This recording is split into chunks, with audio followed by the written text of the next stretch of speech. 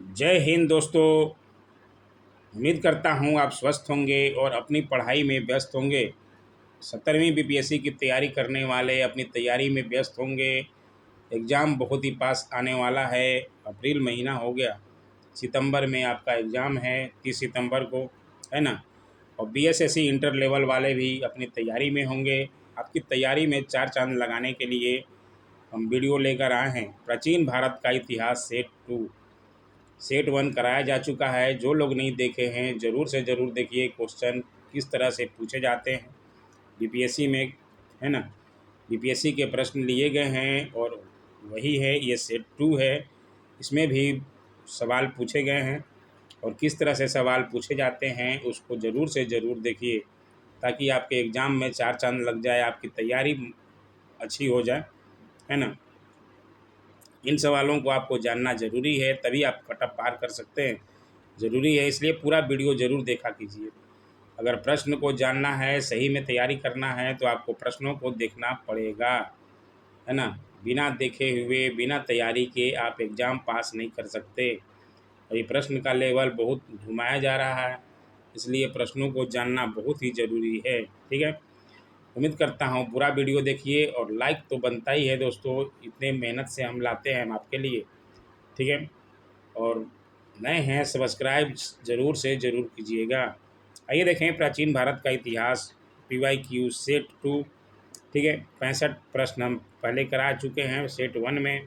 आज उससे आगे के प्रश्न हैं, इनको भी बहुत इम्पोर्टेंट है। सारे प्रश्नों को देखिए, किस तरह से प्रश्न पूछे जाते हैं, कहाँ कहाँ से प्रश्न पूछे जाते हैं। आपकी तैयारी हो जाएगी यहीं पे। ठीक है, रिवीजन हो जाएगा। नीचे दो वक्तव्य दिए गए हैं, जिनमें एक कथन एक और दूसरा कथन आर है। दोनों को ध्यानपूर्वक पढ़ें। कथन एक कह रहा है, 12वीं शताब्दी के अंत तक नालंदा महाविहार का पतन हो गया। और कारण आर में है, महाविहार को राजकीय प्रश्रय मिलना बंद हो गया था। इस कथन का, ये दोनों कथन से अगर कोई मैच नहीं कर रहा, है ना। सबसे पहले तो यही मैच नहीं कर रहा। उपयुक्त दोनों वक्तव्यों के संदर्भ में निम्नलिखित में से कौन सही है। तो दोनों कथन तो दोनों सही है, लेकिन जो है मैच नहीं कर रहा, दोनों का रिलेटेड नहीं है किसी से। ठीक है ना, तो दोनों ए और आर सही है, परंतु आर ए की सही व्याख्या नहीं करता। B answer. ठीक है, आइए देखें। और प्रथम मगध साम्राज्य का उत्कर्ष किस शताब्दी में हुआ था। तो कौन सी शताब्दी में हुआ था। प्रथम मगध साम्राज्य की महत्ता का वास्तविक संस्थापक राजा बिंबिसार लगभग 544 से 492 ईसा पूर्व। ठीक है, तो ये कौन सा होगा आंसर। बी आंसर, ईसा पूर्व 6वीं शताब्दी। मगध की राजधानी कौन सी थी। और ये बार बार पूछता है क्वेश्चन, आप समझ देखे होंगे प्रश्नों को, या पिछले एग्ज़ाम दे रहे होंगे। नए हैं तो भी आपको प्रश्न को देखना पड़ेगा। ये बार बार प्रश्न पूछता है। और ये कौन सा था कि राजधानी कौन सी थी, प्रथम राजधानी कौन सी थी, गिरिव्रज राजगिरी। ठीक है, इसको ध्यान रखिएगा। वैसे यहाँ प्रथम नहीं है, इसलिए इसमें डॉट लगा हुआ। दिए गए विकल्प में दो विकल्प ए और सी सही है ना। पाटलिपुत्रा भी था, लेकिन अगर प्रथम रहता तो गिरिव्रज राजगिरी, ये ध्यान रखिएगा, क्योंकि प्रथम पर ज़्यादा प्रश्न बनते हैं बार बार। प्राचीन महाजनपद मगध की प्रथम राजधानी कौन सी थी। देखिए यहाँ पे पूछ दिया, तो राजगिरी। ठीक है, इसका आंसर राजगिरी। नंद वंश के पश्चात मगध पर किस राजवंश ने शासन किया। नंद वंश के बाद किस वंश ने शासन किया था। घनानंद को मारने के बाद चंद्रगुप्त मौर्य ने ही घनानंद की हत्या की थी, और उसके बाद जो है मौर्य साम्राज्य आया। ठीक है, तो ये मौर्य साम्राज्य समझ सकते हैं, क्योंकि घनानंद जो है अंतिम नंद वंश का शासक था, है ना। और उसको मृत्यु के करने के बाद ही जो है चंद्रगुप्त मौर्य ने शासन किया और मौर्य वंश की स्थापना की। ठीक है, उसके गुरु जो थे चाणक्य, सब लोग जानते होंगे, उम्मीद है। आइए और प्रश्न को देखते हैं, और पूरा प्रश्न जरूर देखिए कुछ।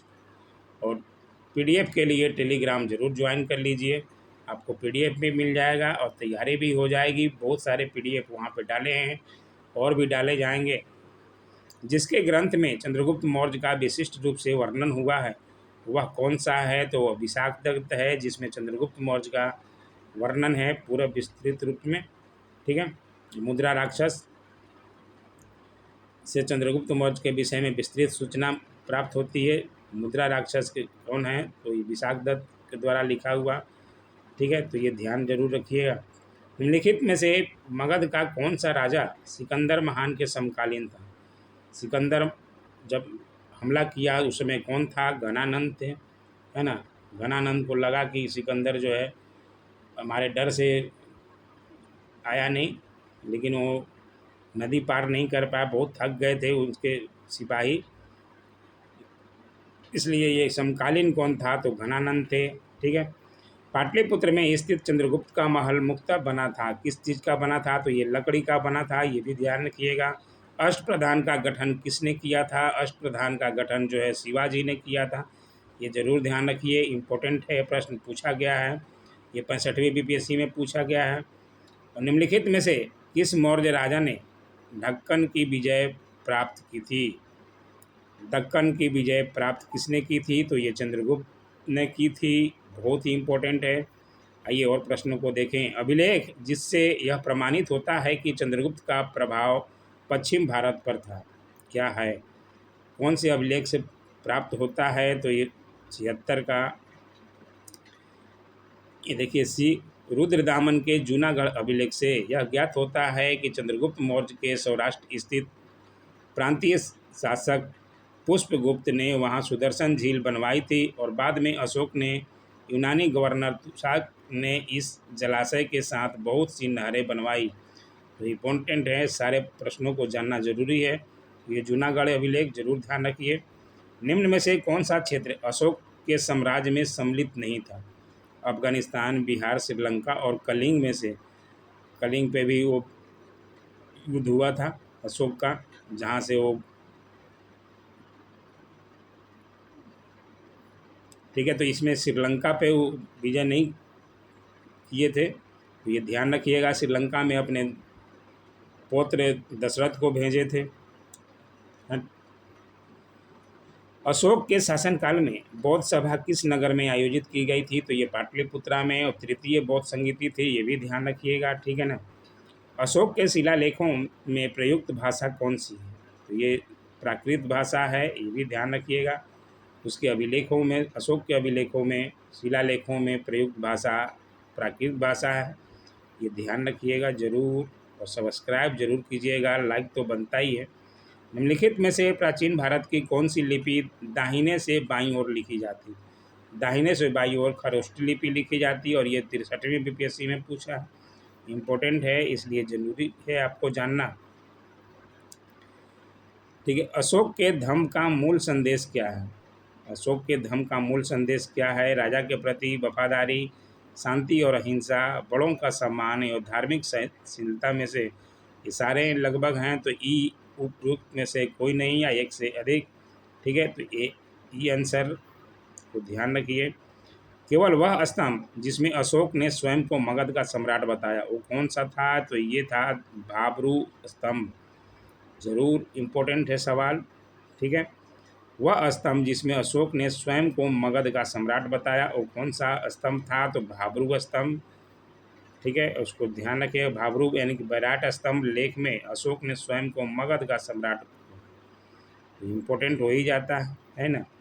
अपने शिलालेखों में अशोक सामंत किस नाम से जाने जाते थे? ये किस नाम से, ये भी प्रश्न जो है बार बार पूछता है, किस नाम से चक्रवर्ती प्रियदर्शी, जो प्रियदर्शी के नाम से जाने जाते थे, ये भी इम्पोर्टेंट है ध्यान। ठीक है, कौटिल्य के अर्थशास्त्र में किस पहलू पर प्रकाश डाला गया है? तो ये आर्थिक जीवन, राजनीतिक नीतियाँ, ये राजनीतिक नीतियाँ हैं। ठीक है ना, इसको जरूर ध्यान रखिए। कौटिल्य की पुस्तक अर्थशास्त्र किस विषय पर आधारित है? तो किस विषय पर आधारित है? तो ये शासन कला के सिद्धांत और अभ्यास पर। ठीक है, तो ये भी आंसर है। यहाँ पे देखिए ई आंसर लिखा गया है। कौटिल्य चाणक्य द्वारा मौर्य काल में रचित अर्थशास्त्र शासन के सिद्धांत और अभ्यास की पुस्तक है। इसमें राज्य के लिए मंडल सिद्धांत है, जो विदेश नीति की व्याख्या करता है, इसलिए विदेश नीति भी दिया हुआ। तो यहाँ पे है ई आंसर। अब ई आंसर ऑप्शन खैर हट गया है बीपीएससी में, फिर भी ध्यान रखिएगा इसमें, है ना। ज़्यादातर जो है शासन कला के सिद्धांत हैं, क्योंकि ऊपर वाले में प्रश्न में भी राजनीतिक नीतियाँ पे आधारित है ये पुस्तक। कौटिल्य का अर्थशास्त्र। मेगास्थनीज ने भारतीय समाज को कितनी श्रेणियों में विभाजित किया था? तो ये किए 7 श्रेणियों में विभाजित किया, ये भी ध्यान रखना है, ठीक है।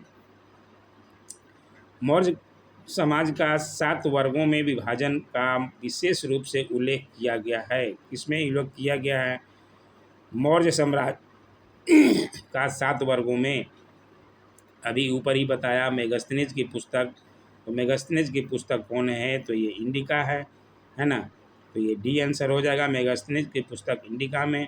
प्रश्न एक ही है, उसको घुमा घुमा कर पूछता।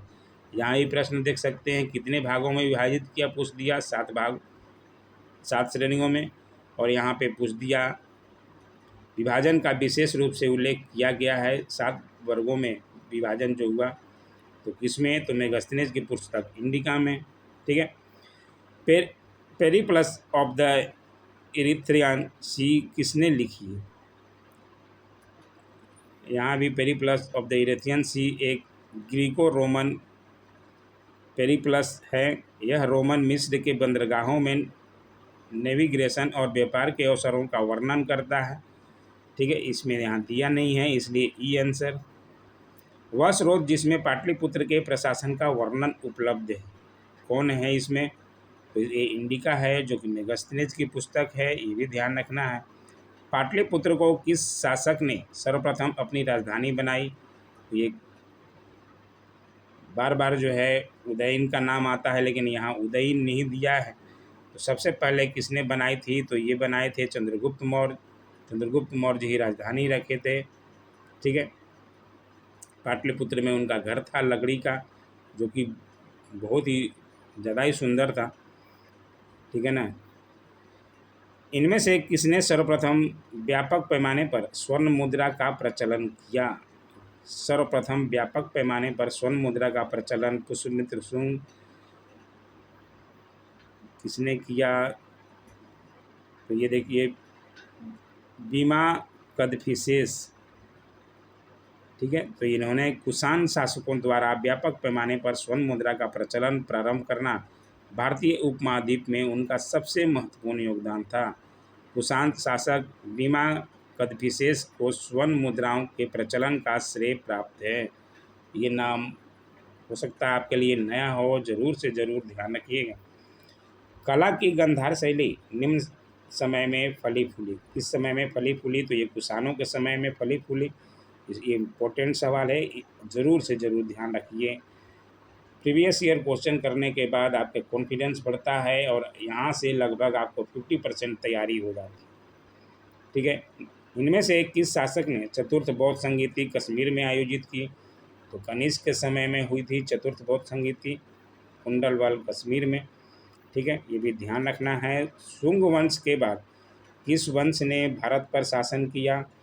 तो शुंग वंश का अंतिम राजा देवभूति अपने अमात्य वसुदेव के षड्यंत्रों द्वारा मार डाला गया। वसुदेव ने जिस नवीन राजवंश की नींव डाली वह कण्व वंश था, या कण्वायन नाम से जाना जाता, ठीक है। तो शुंगों के समान यह भी ब्राह्मण वंश था। तो कौन सा वंश था? कण्वा वंश, कण्व वंश, ध्यान रखना है, सी आंसर। राजा खारवेल का नाम जुड़ा, किससे जुड़ा है भाई? राजा खारवेल का नाम जुड़ा है हाथी गुफा लेक के साथ, ये भी ध्यान रखना है। और नगरों के क्रमिक पतन किस काल की एक महत्वपूर्ण विशेषता है? इस काल के नगरों का क्रमिक पतन किस काल से होने लगा? तो गुप्त काल से, ठीक है। तो ये भी इम्पोर्टेंट है। निम्नलिखित में से कौन सा बंदरगाह गुप्त काल में उत्तर भारतीय व्यापार के लिए उपयोग किया जाता था? कौन सा बंदरगाह जो है गुप्त काल में उत्तर भारतीय व्यापार के लिए उपयोग किया जाता था? तो कौन सा था इसमें? इसमें देखिए ई आंसर है, यानी कि एक से ज़्यादा ही हैं, 65वें में भी पूछा गया है। गुप्त काल में बंगाल में ताम्रलिप्ति एक प्रमुख बंदरगाह था, जहाँ से उत्तर भारत के साथ दक्षिण पूर्व एशिया, चीन, लंका, जावा, सुमात्रा आदि देशों के साथ व्यापार होता था। पश्चिमी भारत का प्रमुख बंदरगाह भृगु कच्छ यानी कि भड़ौच था, जहाँ से पश्चिमी देशों के साथ समुद्री व्यापार होता था। इसके अलावा कल्याणा तथा बॉम्बे से भी उत्तर भारतीय व्यापार होता था। उसमें एक से ज़्यादा हैं, इसलिए ये आंसर। किस शासक वंश ने मंदिरों एवं ब्राह्मणों को सबसे अधिक ग्राम अनुदान में दिया था? गुप्त वंश, पाल वंश, किस राष्ट्रकूट और परिहार प्रतिहार में से? ये आंसर। गुप्त वंश के शासकों ने मंदिरों और ब्राह्मणों को सबसे अधिक ग्राम अनुदान में दिए थे, तो ये जरूर ध्यान रखना है। गुप्त वंश के शासकों ने। गुप्त युग में भूमि राजस्व की दर क्या थी? उपज का चौथा भाग, या उपज का छठा भाग, या उपज का आठवां भाग, या उपज का आधा भाग? तो ये उपज का छठा भाग था गुप्त वंश में। ठीक है। भागवत संप्रदाय के विकास में किसकी देन अत्यधिक थी? पार्थियन, हिंदू, यूनानी लोग, कुषाण या गुप्त में से? ये गुप्त का। भागवत संप्रदाय के विकास में किसकी देन अत्यधिक थी? तो गुप्त की देन अत्यधिक थी, ये ध्यान रखना है। ठीक है। इनमें से किसने पहली बार यह व्याख्या की थी कि पृथ्वी के अपनी धुरी पर घूमने के कारण प्रतिदिन सूर्योदय एवं सूर्यास्त होता है?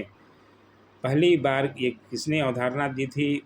आर्यभट्ट, भास्कर और ब्रह्मगुप्त या बराहमिहिर में से किसने अवधारणा दी थी? तो ये आर्यभट्ट। ये तो सब लोग जानते होंगे। आर्यभट्ट प्रथम व्यक्ति थे जिन्होंने यह व्याख्या की थी कि पृथ्वी के अपनी धुरी पर घूमने के कारण ही प्रतिदिन सूर्यास्त और सूर्योदय होता है। इनमें से कौन गुप्त काल में औषधि के क्षेत्र में अपने कार्य के लिए जाने जाते थे? औषधि के क्षेत्र में कौन जाने जाते थे जो कि गुप्त काल से थे? सुश्रुत, सुमित, शूद्रक और सोने में से? इसमें भी देखिए ये आंसर। ठीक है। सुमुद्र को शल्य क्रिया का जनक कहा जाता था। यह काशी के रहने वाले थे। उनका काल लगभग 600 ईसा पूर्व माना जाता। सनक ऋग्वेद कालीन ऋषि थे। शूद्रक गुप्त कालीन नाटककार साहित्यकार थे। सब लोग जो थे इसमें औषधि के क्षेत्र में जाने जाते थे। ठीक है। एक से ज़्यादा आंसर है। बाकी विस्तृत जानकारी आपको ज़रूर से ज़रूर पढ़ना चाहिए अपनी तैयारी अगर करनी है तो। चीनी यात्री ह्वेनसांग किस विश्वविद्यालय में अध्ययन किया? तो किस विश्वविद्यालय में अध्ययन किया था? वो पढ़ाते थे, टीचर थे तक्षशिला। और ये नालंदा विश्व, ये चीनी ह्वेनसांग के बारे में पूछ रहा। ह्वेनसांग जो है नालंदा विश्वविद्यालय में अध्ययन किए थे। ठीक है। तो ये जरूर ध्यान रखना है। ह्वेनसांग की भारत में यात्रा के समय सूती कपड़ों के उत्पादन के लिए सबसे प्रसिद्ध नगर कौन सा? वाराणसी, मथुरा, पाटलिपुत्र और कांची में से ये कौन सा था? मथुरा। सूती कपड़ों के उत्पादन के लिए सबसे प्रसिद्ध नगर ह्वेनसांग की भारत यात्रा के समय, ये इम्पोर्टेंट है बहुत ज़्यादा ही। तो ज़रूर से ज़रूर कुछ नए सवाल भी मिलेंगे जो आपकी तैयारी नहीं कर किए हैं, तो सारा इम्पोर्टेंट है, इसलिए प्रश्नों को देखना ज़रूरी है। कभी बान निवासी था, कहाँ का निवासी था? ये पाटलिपुत्र का निवासी था, इसको भी ज़रूरी है ना। चीनी यात्री इत्सिंग ने बिहार का भ्रमण किया, लगभग कब किया? तो ये लगभग उपयुक्त में से कोई नहीं, 671 या 672 ईस्वी में, जब वह युवक था। अपने 37 बौद्ध सहयोगियों के साथ बौद्ध धर्म के अवशेषों को देखने की इच्छा से उसने पश्चाताप विश्व का भ्रमण करने का निश्चय किया। तो यहाँ पे नहीं दिया है, तो आप याद रखिएगा 672 ईसा पूर्व। चीनी यात्री इत्सिंग बिहार कब आया था? तो 662 ईसा पूर्व में, 62 ईस्वी में, ईसा पूर्व नहीं ईस्वी में।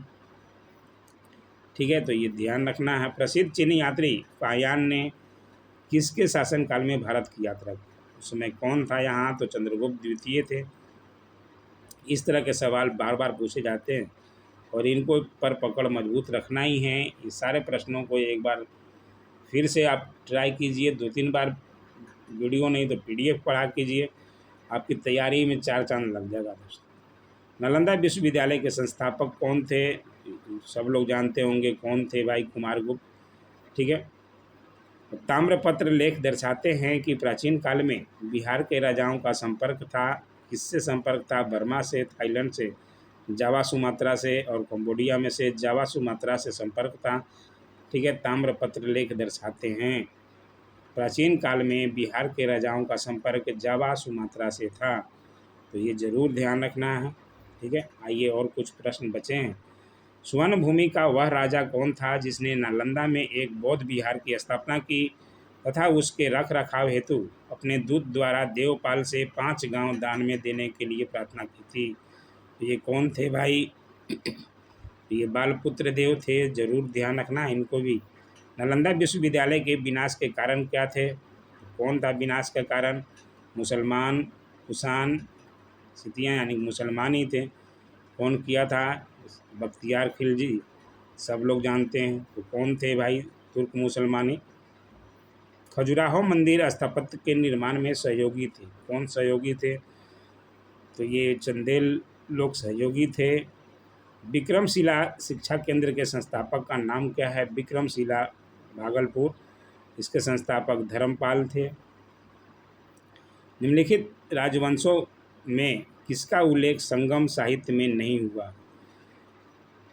इन राजवंशों में किसका उल्लेख जो है संगम साहित्य में नहीं हुआ? तो संगम साहित्य में कदम्ब का अभिलेख नहीं हुआ, बाकी चेर, चोर और पांडे का उल्लेख है संगम साहित्य में। ठीक है, आइए और कुछ प्रश्न बचे हैं। संगम युग में उरैयुर किस लिए प्रसिद्ध? उरैयुर किस लिए प्रसिद्ध था संगम युग में? तो ये था कपास के व्यापार का महत्वपूर्ण केंद्र था। कौन सा? तो उरैयुर। ये ध्यान जरूर रखना है, प्रश्न बन सकते हैं। कपास के व्यापार का महत्वपूर्ण केंद्र संगम युग में कौन सा था? तो उरैयुर। नाम जरूर ध्यान रखिएगा। मुद्रा राक्षस का लेखक निम्नलिखित में से कौन था? अभी ऊपर ही बताया, विशाखदत्त। ठीक है, तो इसको जरूर ध्यान रखें। पृथ्वीराज रासो के लेखक हैं, कौन हैं भाई पृथ्वीराज रासो के लेखक? तो चंद्रबरदाई। ठीक है, याद जरूर रखिएगा। स्वप्नवास वदता के लेखक कौन हैं, ऑथर कौन हैं? तो ये भी इम्पोर्टेंट है, और ये हैं भास। इनको ध्यान रखना है, याद जरूर करना। इन सारे किताबों के बारे में, पुस्तक के बारे में जरूर पूछा जाता है। मुद्रा राक्षस, पृथ्वीराज रासो और स्वप्नवास वदता, ये सारे प्रश्न पूछे गए हैं और पूछे जाएंगे आगे भी। इसलिए लाइक, शेयर और सब्सक्राइब जरूर कर लें, आपकी तैयारी अच्छी हो जाएगी। बने रहें हमारे साथ। कुमार संभव महाकाव्य किस कवि ने लिखा है? ये किस कवि ने लिखा है? कालिदास का है। कालिदास का कुमार संभव, इसको जरूर ध्यान रखें। कालिदास की और भी पुस्तकें हैं, उनके बारे में भी आपको ध्यान रखना है। किरातार्जुनीय पुस्तक किसने लिखा है? किरातार्जुनीय पुस्तक किसने लिखा है? तो ये किसने लिखा है? भारवी ने। सारे ही इम्पोर्टेंट हैं, एक बार आपको जरूर देखना चाहिए। देखिए 67वें बीपीएससी में अभी हाल ही में पूछा है, किरातार्जुनीय पुस्तक किसने लिखा था? तो ये भारवी ने लिखा था, बहुत ही इम्पोर्टेंट है। उस स्रोत का नाम बताएं जो प्राचीन भारत के व्यापारिक मार्गों पर मौन है। संगम साहित्य, मिलिंद हो, जातक कहानियाँ या उपयुक्त सभी में से उस स्रोत का नाम बताया जो प्राचीन भारत के व्यापारिक मार्गों पर मौन है। तो इसमें से कौन मौन है? तो ये मिलिंद हो जो है मौन है। हर्षचरित नामक पुस्तक किसने लिखी? हर्षचरित तो सब लोग जानते होंगे, वान भट्ट, और बहुत ही इम्पोर्टेंट पुस्तक है। चोल वंश का संस्थापक कौन था? चोल वंश का संस्थापक कौन था? तो ये विजयालय चोल वंश के संस्थापक थे। और ये चोल वंश पे भी बहुत प्रश्न पूछे जाते हैं, इसलिए एक बार जरूर देख लीजिए। ठीक है, चोल काल किसके लिए प्रसिद्ध था? देखिए बहुत बार पूछा है, और ये ग्राम पंचायत के लिए प्रसिद्ध है। तो ये इम्पोर्टेंट है सवाल। देखिए 63वें बीपीएससी में पूछा, कौन सा मध्यकालीन भारतीय साम्राज्य व्यापक स्तर पर स्थानीय स्वशासन के लिए प्रसिद्ध था? सबसे पहले स्थानीय स्वशासन चोल वंश के समय ही चलाया गया। तो ये इम्पोर्टेंट है, बार बार ये पूछता है। तो ये चोल जो है बहुत इम्पोर्टेंट है, जरूर एक बार देख लीजिएगा। दक्षिण भारत के मंदिरों के आकर्षण द्वार क्या कहलाते थे? दक्षिण भारत के मंदिरों के आकर्षक द्वार क्या कहा जाता था? शिखर, गोपुरम या देवालय या मंडप। ये गोपुरम कहे जाते थे। तो ये ध्यान रखिएगा, मंदिरों के आकर्षक द्वार दक्षिण भारत के गोपुरम कहलाते थे और बहुत इम्पोर्टेंट है। ठीक है, ये हो गए आपके। अब मध्यकालीन भारत अगले वीडियो में आएगा। नेक्स्ट वीडियो में आपके जितने भी प्रश्न पूछे गए हैं, चाहे आपका प्राचीन भारत हो, मध्यकालीन भारत हो, आधुनिक भारत हो, इकोनॉमिक्स हो, पॉलिटी हो, ज्योग्राफी हो, सारे प्रश्न आपके एक बार कराए जाएंगे। ठीक है, तो बने रहें, सब्सक्राइब जरूर कर लें चैनलों को ताकि आपको जानकारी मिल सके। ठीक है, और ऐसे ही वीडियो के लिए लाइक शेयर कमेंट और सब्सक्राइब जरूर से ज़रूर करें। Thanks for watching.